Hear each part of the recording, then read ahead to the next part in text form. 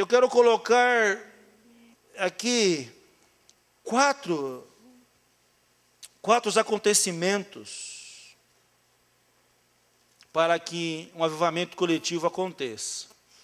Hoje de manhã o Senhor nos visitou muito na aula de líderes, né, onde nós estaremos ordenando os futuros pastores, presbíteros e diáconos da igreja, né? Tivemos um momento de muita graça pela manhã, né? E o Senhor falou muito sobre essa questão da família, de criação de filhos, que é um dos pontos fortes da nossa igreja, né? A questão da família saudável.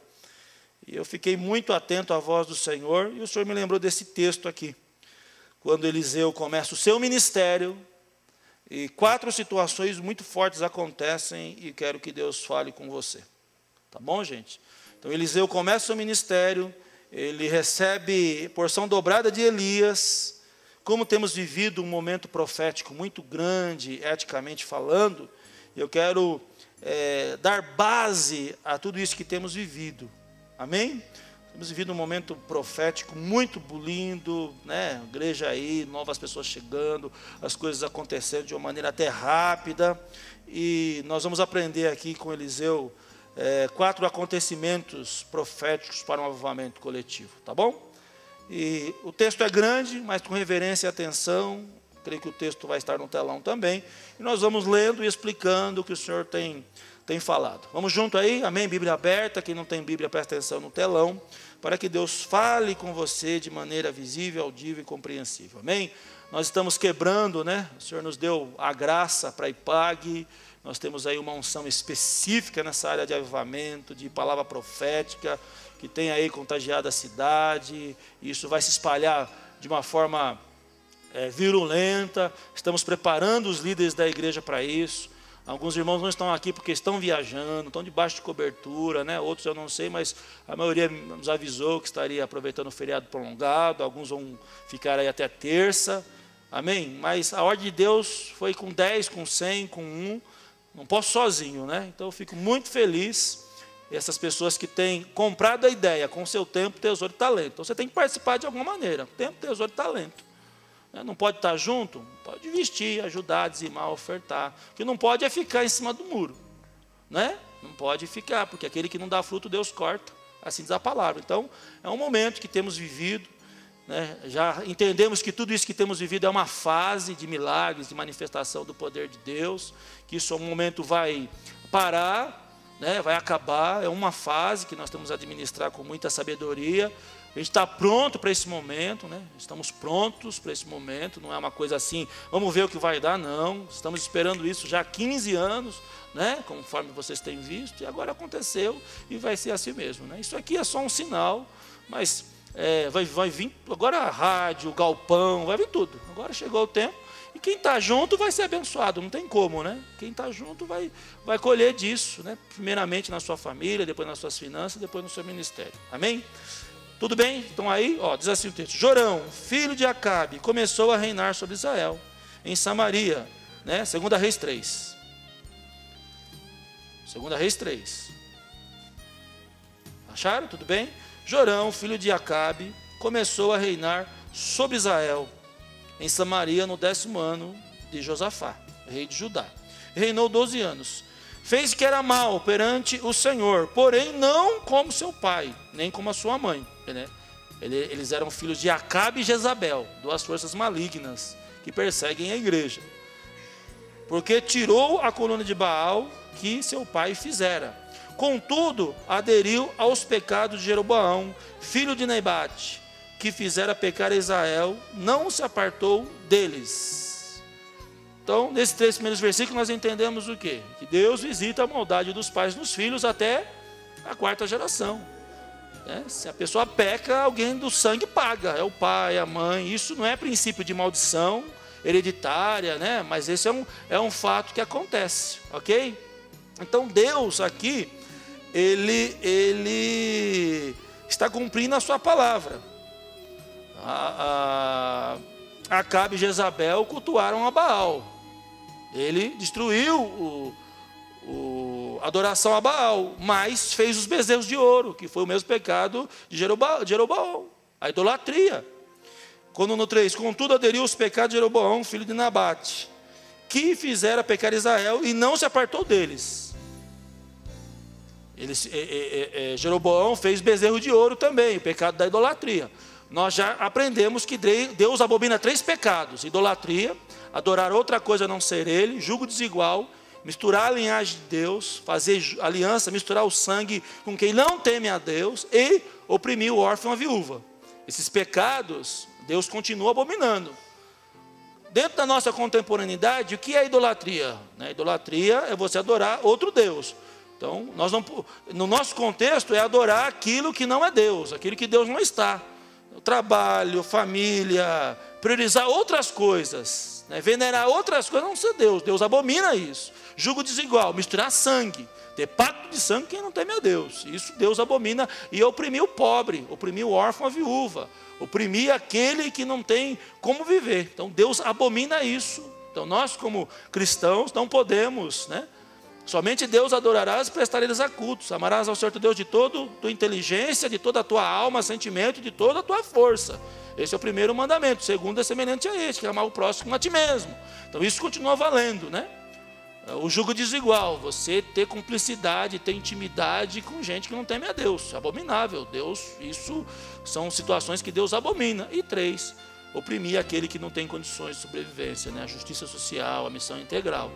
Então isso continua valendo para nós, ok? E o Jorão aqui colocou lá o povo para adorar bezerro de ouro, tá? E no verso 4, então Messa, rei dos Moabitas, era criador de gado, pagava seu tributo ao rei de Israel com 100.000 cordeiros e a lã de 100.000 carneiros. Tendo, porém, morrido Acabe, revoltou-se o rei de Moabe contra o rei de Israel. Por isso, Jorão, ao mesmo tempo, saiu de Samaria e fez revista em todo Israel. O que aconteceu?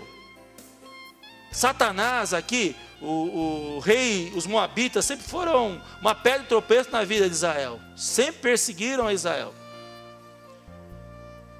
O Jorão perdeu a autoridade. Porque idolatrou, pecou, perde a autoridade. O problema do pecado é isso: a gente perde a autoridade, perde a força de buscar Deus, perde a força de estar em Deus.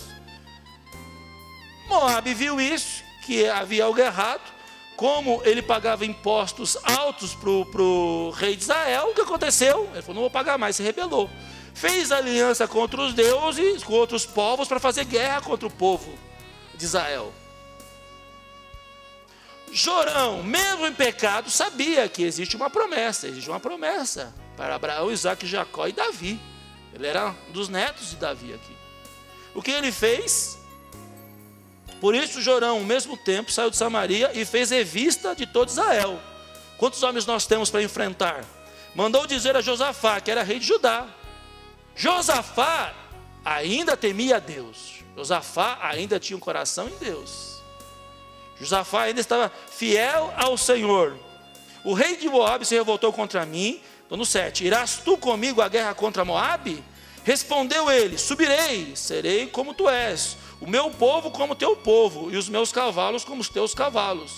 Então perguntou Jorão: por qual caminho? Por que caminho subiremos? E respondeu ele: pelo caminho do deserto de Edom.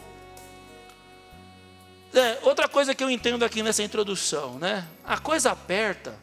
A pessoa que tem a boa semente, gente, vai optar por Deus. Amém, amado? Quem tem a boa semente, quem é candidato ao céu, tem o temor a Deus, essa pessoa, ela vai atrás de Deus. Pode estar em pega, ela lembra: puxa vida, olha, eu sou pródigo, eu estou comendo das bolotas dos porcos, estou aqui em julgo desigual, estou adorando outras coisas, não ser Deus. Na hora que a coisa aperta, todo mundo corre para Deus.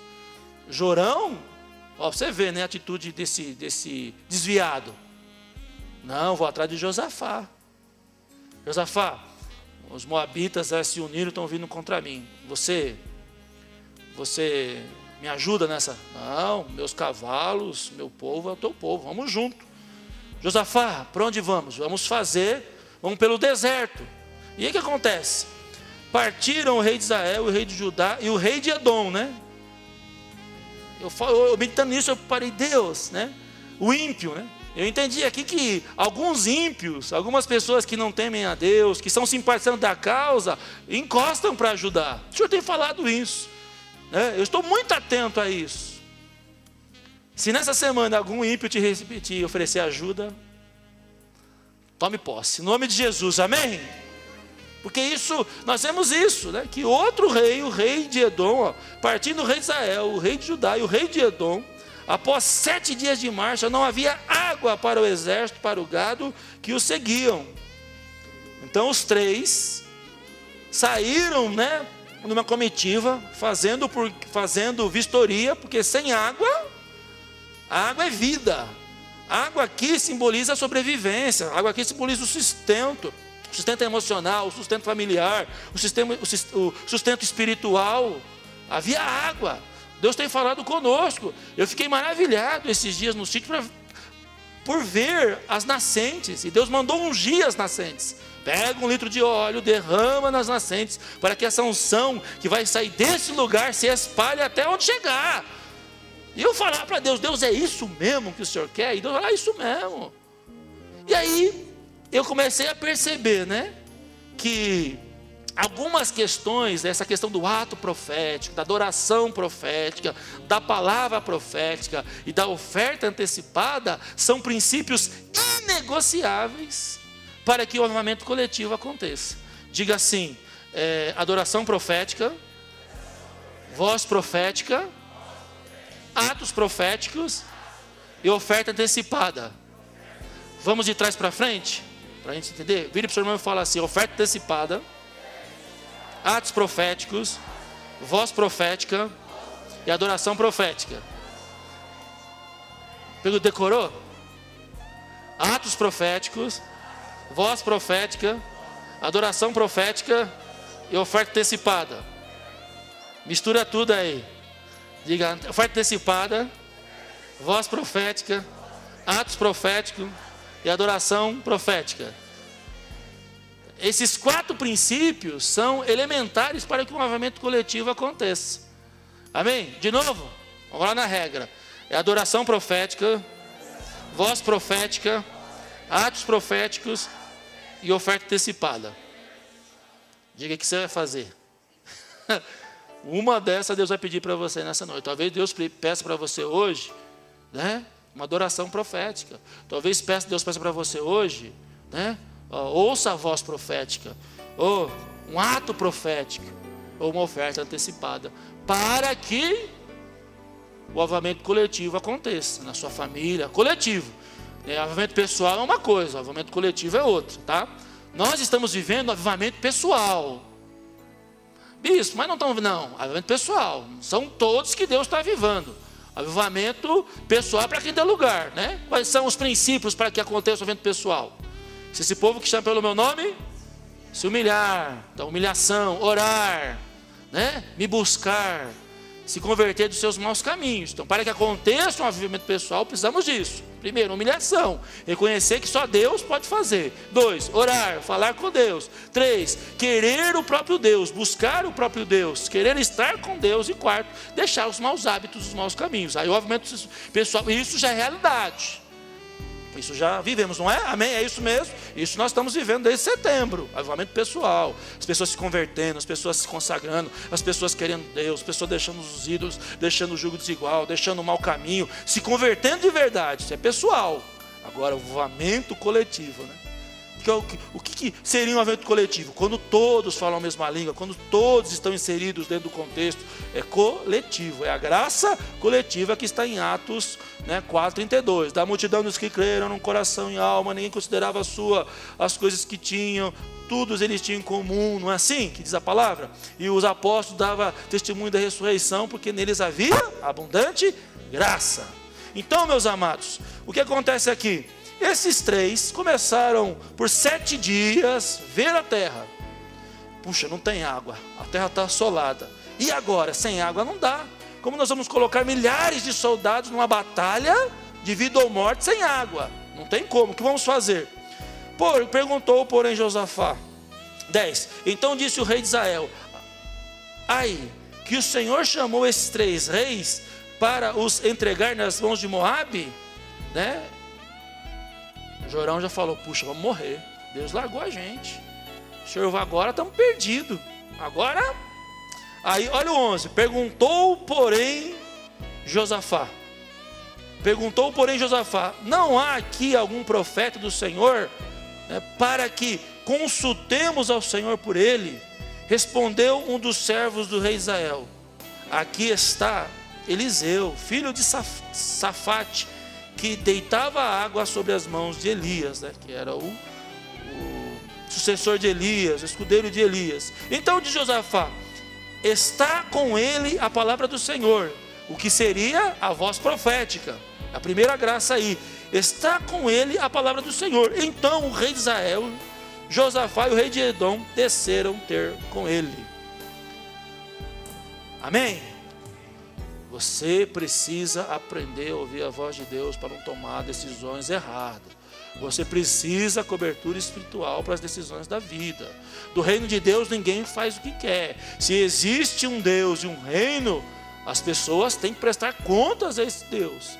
O diabo, nesses últimos 20 anos, nessas últimas décadas, semeou um espírito de rebelião, uma raiz de rebeldia, uma falta de submissão nas pessoas, que as pessoas não conseguem viver embaixo de outra. Há um espírito egoístico, maligno, que é a síndrome de Lúcifer, imperando na vida de muitos, porque não sabem viver assim, fazem o que querem. Existe um espírito de independência. Então o Senhor está dizendo, busque a voz profética. Amém? É um princípio. Amém? Para vocês verem, quarta-feira, nos últimos cultos, como o Senhor tem falado claramente. Então busque a voz profética. Final de ano, você já está fazendo aí o seu projeto para 2013. Você precisa tomar algumas decisões radicais. Existem alguns valores que são inegociáveis, e um deles é a família. O que prejudica a família é a inimizade com Deus. A Bíblia diz que Deus é inimigo do mundo. Então você precisa tomar decisão. Se o que você está fazendo traz desunião, se você tem que tomar a decisão certa. Você precisa ouvir a voz de Deus. Você tem que ter essa experiência. E se você não tem experiência com voz profética, você está no lugar certo, meu irmão, minha irmã. Eu desafiei hoje de manhã os líderes, pode trazer quem for. Amém? Tem uma igreja aí que o pessoal abre a Bíblia e Deus fala. Aqui também Deus faz isso, só com ética. Bíblia, vocês estão vendo a Bíblia aqui. O cara pecou, errou, levou o povo à idolatria. O cair é do homem, levantar é de Deus, só não pode ficar prostrado. Deus é o Deus do segundo caminho, Deus é o Deus da segunda chance, amém? Não é assim? Deus levanta do montão o necessitado, faz com que a mulher estéril habite família. Deus é o Deus que acredita nas pessoas, amém, amado? Deus acredita, Deus é longano e misericordioso, Deus estica, e Deus tolera até o fim, não é? Quer dizer, Jorão aqui, olha, veio de uma hierarquia macabra de Jezabel e Acabe. Gente que fez o povo de Israel pecar, que quebrou os princípios. Eles maltratavam o pobre, eles maltratavam a viúva, eles levantavam altares. Gente pecadora, gente que levava o povo ao pecado, que conhecia Deus. Essa maldição caiu sobre ele. Ele também fez que era mal, só que tirou Baal, né? Baal é um príncipe do mal, é uma coisa terrível. Mas na hora que a coisa pegou, vou atrás de Josafá, eu vou morrer, né? Aí acontece o quê? O homem de Deus, precisamos de um profeta, precisamos da voz. Não, vamos consultar Deus, porque era assim aqui. Amém, amado? Deus está falando com você? Amém? Diga assim para o seu irmão, Deus está te falando, que Ele vai te orientar, que não haverá sobre a sua vida espírito de dúvida e nem de confusão. Amém? Não vai ter, não pode. Deus não é Deus de confusão, não é assim? Todo dom perfeito vem do Senhor, porque nele não há sombra de dúvidas e nem variações. Acabou a confusão? Acabou, né? Voz profética. Se o Senhor falando, larga. Se Deus está falando, sai. Amém? Se Deus está falando para jogar a rede desse lado, mesmo que doa.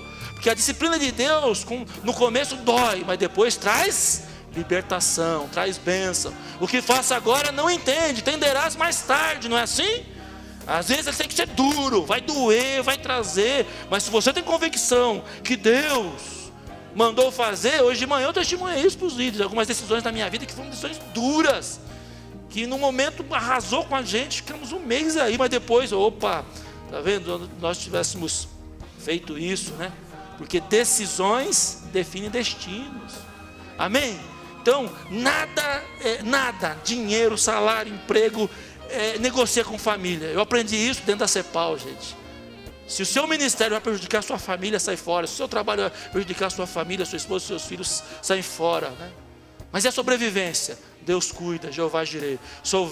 Fui rico, fui próspero, fui novo, sou velho, mas eu nunca vi um justo mendigar o pão. Deus cuida de você, vai cuidar de você. Amém? Então tem que ouvir a voz profética, né? A voz profética aponta o caminho. É por aqui que você tem que ir, né? É isso que te digo, né? A função do profeta é receber de Deus e apontar, tem que ir por aqui. E os caras aqui perceberam isso. Vamos consultar o profeta. Aí, meus irmãos, lá no 13,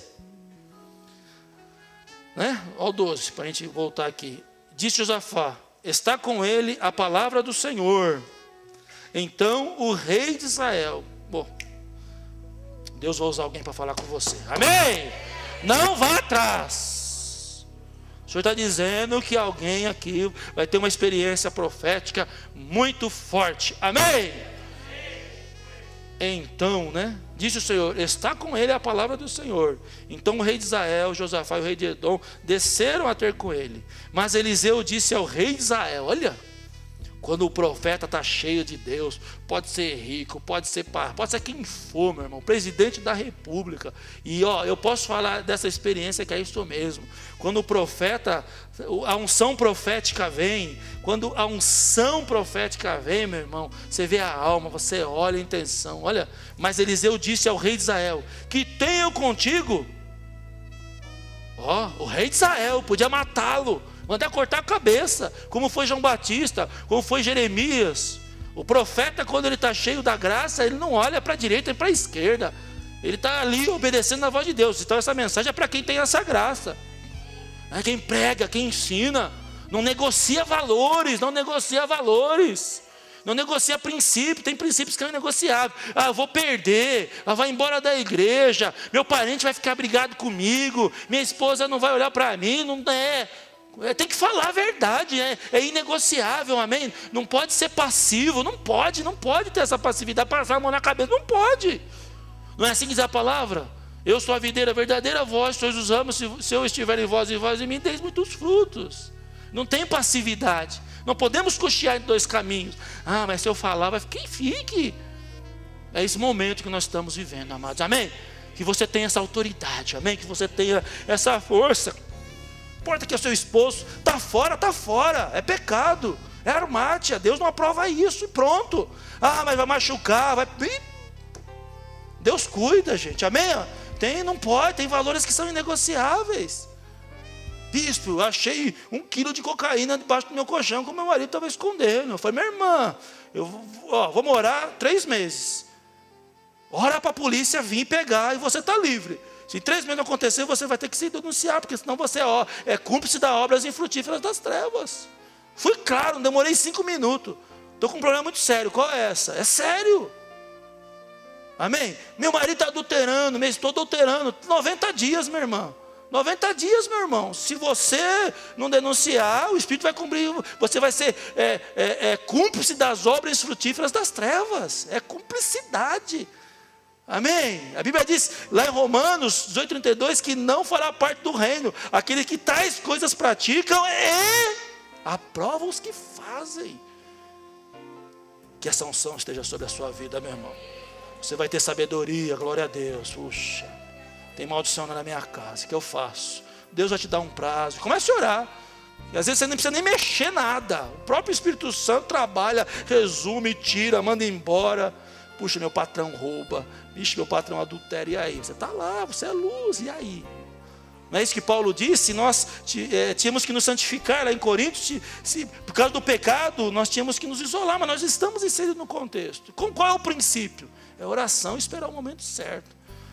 Mas o Senhor está... Isso não é nem meu sermão. Se tem alguém passando aqui, o Senhor manda dizer para você: calma, que eu vou resolver isso. Amém?